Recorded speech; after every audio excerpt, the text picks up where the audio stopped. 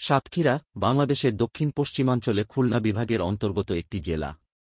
জেলাটি তার বৈচিত্র্যময় প্রাকৃতিক দৃশ্য, নদী, ম্যানগ্রোভ বন এবং কৃষিক্ষেত্রের জন্য বিখ্যাত।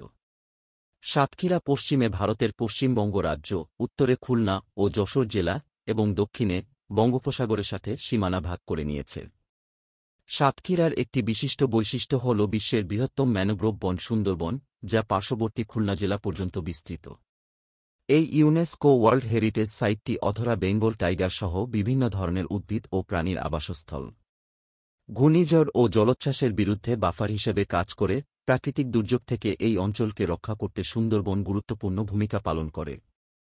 সাতক্ষীরায় কৃষি একটি উল্লেখযোগ্য অর্থনৈতিক কর্মকাণ্ড, যেখানে ধান, পাট, আখ এবং বিভিন্ন ফলের চাষ হয় উর্বর সমভূমিতে। জেলার অর্থনীতি প্রধানত কৃষি নির্ভর এবং জলাশয়ে চিংড়ি ও মাছ চাষ তার জীবিকা নির্বাহে আরও অবদান রাখে। সাতক্ষীরা জেলার তালা উপজেলা তালা ইকো পার্কের জন্য পরিচিত, যা স্থানীয়দের এবং দর্শনার্থীদের জন্য একটি বিনোদনের জায়গা প্রদান করে। পার্কটি সবুজ, জলাশয় এবং হাঁটার পথ দিয়ে সজ্জিত, বিশ্রামের জন্য একটি নির্মল পরিবেশ প্রদান করে।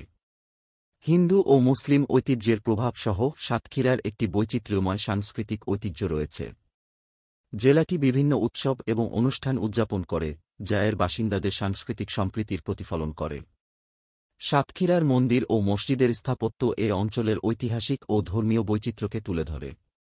যাই হোক, বাংলাদেশের অনেক অঞ্চলের মতো সাতক্ষীরা দারিদ্র্য, অপর্যাপ্ত অবকাঠামো এবং জলবায়ু পরিবর্তনের ঝুঁকির মতো চ্যালেঞ্জের মুখোমুখি। এই সমস্যাগুলি মোকাবেলা এবং জেলায় টেকসই উন্নয়নের জন্য প্রচেষ্টা অব্যাহত রয়েছে।